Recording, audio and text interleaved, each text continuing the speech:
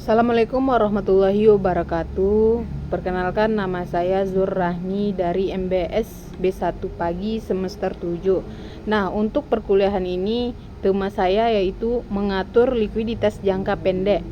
Nah, garis likuiditas jangka pendek merupakan pembatasan likuiditas bagi anggota dengan kerangka kebijakan dan fundamental yang sangat kuat, yang menghadapi kebutuhan potensi likuiditas jangka pendek yang moderat karena guncangan eksternal yang menimbulkan kesulitan neraca pembayaran. Nah, cara untuk mengukur likuiditas itu adalah salah satu patokan yang digunakan oleh para investor dan stakeholder lainnya untuk menilai kemampuan perusahaan dalam membayar utang jangka pendeknya.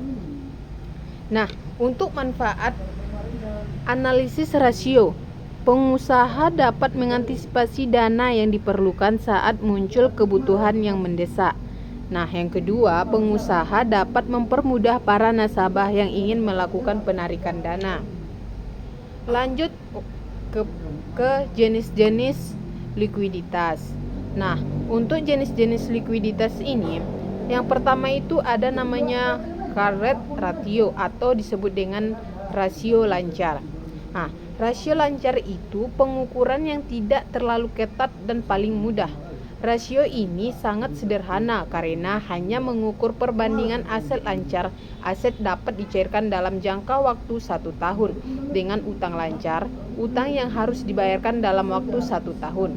Nah, untuk mencari rumus dalam rasio lancar ini adalah rasio lancar sama dengan aset lancar dibagi utang lancar. Nah, untuk yang kedua ada namanya quick ratio atau rasio cepat. Biasanya disebut juga dengan exit debt ratio, yang merupakan pengukuran yang cukup ketat untuk menghitung likuiditas. Nah, ada beberapa aset yang tidak dihitung di rasio ini, yaitu persediaan dan aset lancar lainnya yang dinilai tidak liquid, uang tunai, account receivable atau piutang, dan investasi jangka pendek. Nah, untuk rumus rasio cepat sama dengan uang tunai tambah investasi jangka pendek tambah piutang dibagi dengan utang lancar. Nah, untuk cash ratio. Nah, cash ratio adalah ia benar-benar hanya mengukur uang tunai atau aset yang sepadan dengan uang tunai saja tanpa menggarap jenis-jenis aset lainnya termasuk aset lancar. Nah, hal ini dilakukan agar perusahaan dapat mengukur kemampuannya untuk membayar utang dalam skenario terburuk. Misalnya saat perusahaan sama sekali tidak memiliki waktu untuk mencairkan asetnya yang lain.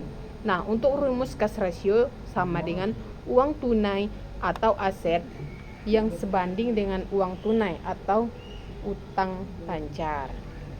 Nah, kesimpulan dari likuiditas ini merupakan salah satu kelompok rasio keuangan yang perlu diperhatikan karena mengukur kemampuan perusahaan dalam memenuhi kewajiban yang jatuh tempo. Likuiditas biasanya diukur dengan current ratio dan quick ratio, CR dan QR. Digolongkan sebagai likuiditas statik karena tidak mempertimbangkan faktor waktu, sedangkan ukuran likuiditas dinamik yang mempertimbangkan faktor waktu adalah cash. Nah, sekianlah hasil dari pemaparan saya. Jika ada salah kata, saya mohon maaf dan saya ucapkan assalamualaikum warahmatullahi wabarakatuh.